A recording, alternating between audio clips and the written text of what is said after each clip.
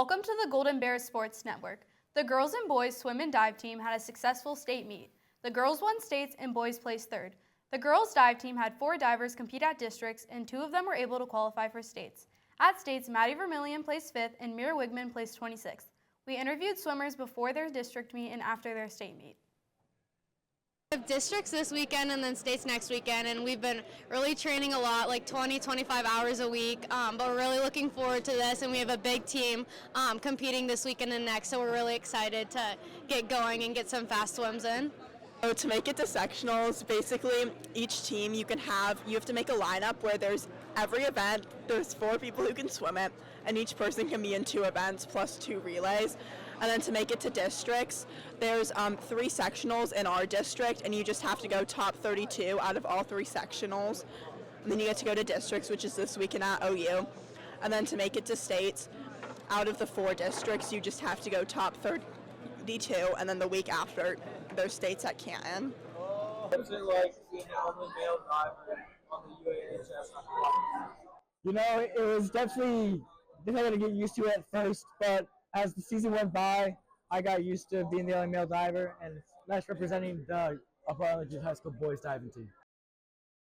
So, what's your favorite stroke? Yeah, I mean, freestyle is probably mine. It's just like fun and easy. How do you guys feel about getting third in the state tournament? Honestly, I'm fine with it because the 2 schools that beat us are private schools and they like recruit kids, so I feel like that's kind of unfair. So. We had 3 wrestlers place at districts. Senior Will Strickland and junior Finn McHugh each placed 5th, while freshman Hunter Shoup placed 6th. Overall, the Golden Grapplers finished 12th out of 45 teams. Freshman varsity wrestler Cole Dodson talks about his first season at the high school. My name's Cole Dodson. I'm 113. My diet, I'm on the keto diet, so I get like 32 carbs each day. So it's pretty good. Haven't missed weight yet. How'd you get that black eye?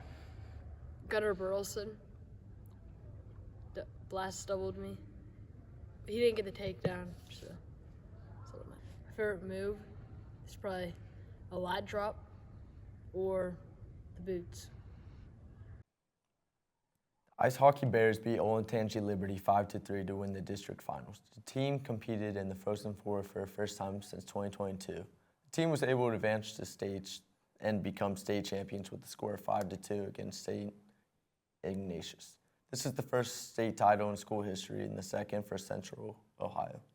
The cheerleaders did a fantastic job hyping up the crowds and cheering on the boys basketball team. Girls basketball won in double overtime. The Golden Bears were able to walk away district champions. Congratulations to all of our winter athletes with completing the season and all of their achievements. And now, tossing it to Seth and Jamie with more information on the boys basketball season. Our boys basketball team won the district championship against Newark and went head-to-head against Liberty on March 6th. The Bears look to get revenge on Liberty after falling to them earlier this year. 6 players received awards. Alex Smith was awarded First Team All-OCC. Cal Casey and Hayden Henry were awarded Special Mention All-OCC.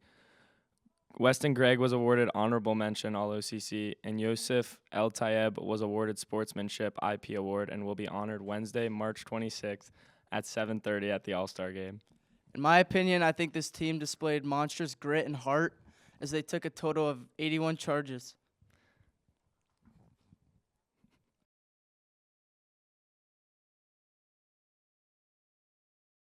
Last few regular season games, we're looking good. Took a hard loss to Pick North, but we're looking to make a run in the tournament, really come together as a group of guys and just make a run, do something special for each other and, for the program.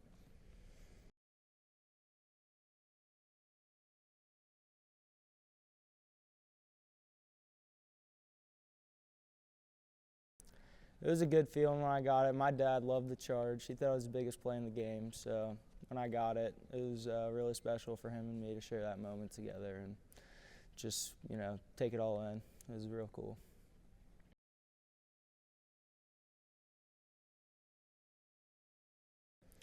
Long practices, of course, get really, just it gets hard, but with all the film and stuff during lunch, it just gets overwhelming sometimes with your schoolwork, but it's all worth it in the end.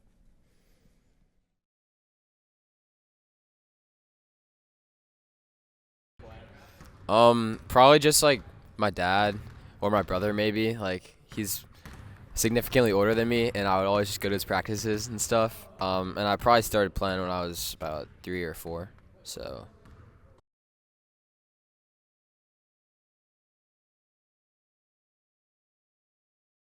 Oh, this is a tough one. I don't know. Probably LeBron. He's just like, he's the king. So he's just the greatest.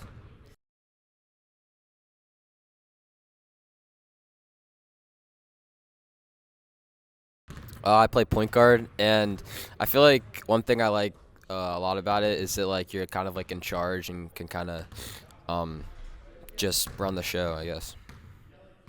Great. Thank you. Thank you.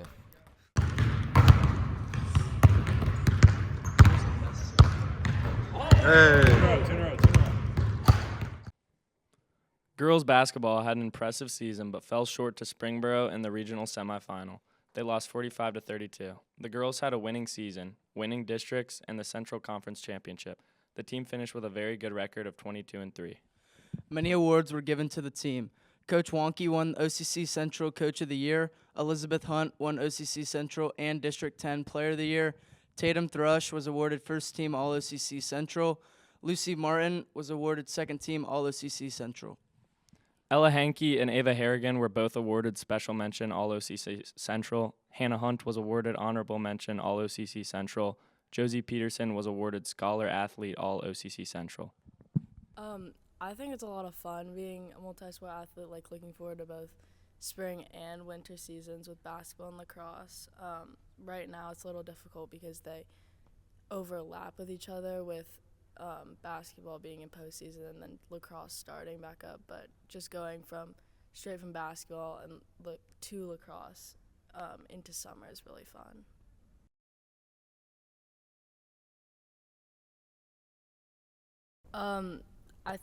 I don't think that there's a lot of pressure myself, but like how to handle that is just to like think about how much work you've put in like at practices or like the off season. Just like relieve yourself with that if it's just like a big game coming up.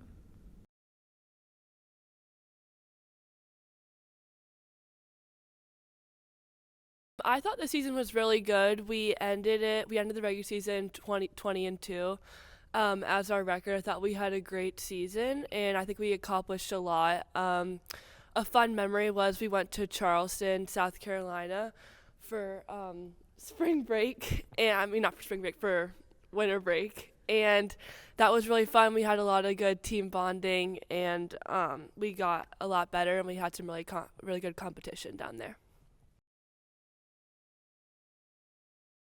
One of my favorite basketball players is LeBron James, but who I look up to maybe in the WNBA, Napisa Collier, because she plays my position, and I really like watching her. I can learn a lot from her. Joining us today is Miss McGinty, who has been teaching at the high school for 31 years, while also coaching water polo for two years, winning a state championship in both seasons.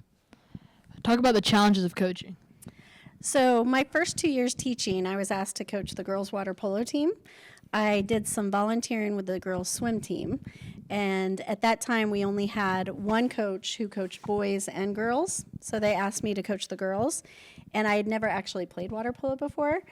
But for me, it was kind of a cross between basketball, soccer, and swimming. And I had done all three of those when I was in high school. So it just kind of went in between those with the rules and everything else. How was it coaching a sport that you never played in high school? It was okay. It was hard because I had to gain the trust of the girls that I was coaching to let them know that even though I had never played the actual sport, I could coach the skills and I could coach the player. Over time, I knew more and more about water polo, but I was extremely lucky when I walked into the teaching job or the coaching job. The team itself, I think at that time there was probably 8 girls on the team, maybe 8 to 10, who actually played the year before with the coach and learned a lot, and they were very good athletes. So when I came on, I kind of continued with those same 8 girls. I think at that time we brought in maybe 4 more girls, and then they were learning the sport. But the ones that I started with really knew the sport. All right. Talk about the number of girls' state championships in water polo. Oh my gosh, I don't even know now. I think they've probably won. I mean, I've been here for 31 years.